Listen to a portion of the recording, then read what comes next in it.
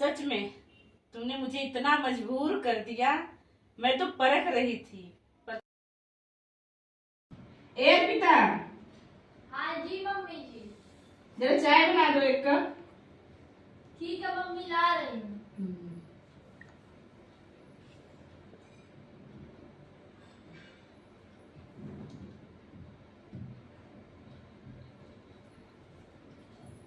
लीजिए मम्मी जी, चाय पी लीजिए।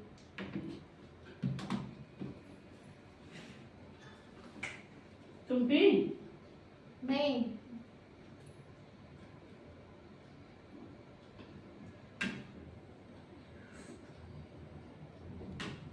चाय कैसा बनाए? कितना पतला है, चाय बनाने भी नहीं आती।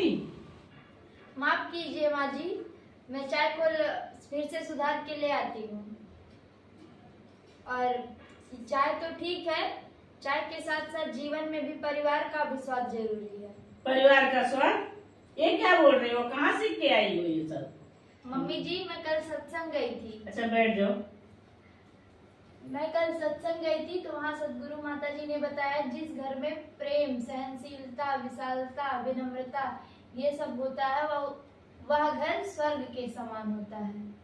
इसीलिए माँ जी, मैं जब सत्संग से कल सुन के आई और इसीलिए मैं सोचती हूँ अपने परिवार में मैं ना रहे, हम हो जाए सब में। इसीलिए हम लोगों को प्रेम भाव से रहना। मैं तो वही करती हूँ जो सत्संग से सुन के आई। इसीलिए मैं सब सोचती हूँ कि सब लोग एक परिवार में मैं ना कोई रहे, हम हो जाए सब, और सबके बीच प्रेम बना रहे। रिश्ते सिर्फ बातों से नहीं बनते हैं, जिम्मेदारी भी उठानी पड़ती है, उसको धारण भी करना पड़ता है, कर्म भी करना पड़ता है, तब रिश्ते और परिवार बनते हैं। क्या उठा रहे हो जिम्मेदारी घर की? बिल्कुल माँ जी, मैं कोशिश करती हूँ। और मैं ये भी सोचती हूँ कि अगर जब जीवन में प्रेम रहेगा तो जीवन आनंदमयी रहेगा, बोझ नहीं बनेगा। इसलिए मैं यही कोशिश करती हूँ, किसी से ईर्ष्या, द्वेष भावना ये सब ना रहे, सब एक समान रहे, सबके प्रति प्रेम रहे सिर्फ। अर्पिता, जी माँ जी। तुम इतना हरदम मुस्कुराती रहती हो, हंसती रहती हो, इतना प्रेम, इतना सब्र कहाँ से लेके आती हो? मैं संगत जाती हूँ माँ जी, वहाँ महात्मा जी, बहन जी लोग, माता जी लोग कहती हैं कि हर इंसान में परमात्मा का वास होता है। जैसे कहते हैं कण कण में भगवान होता है।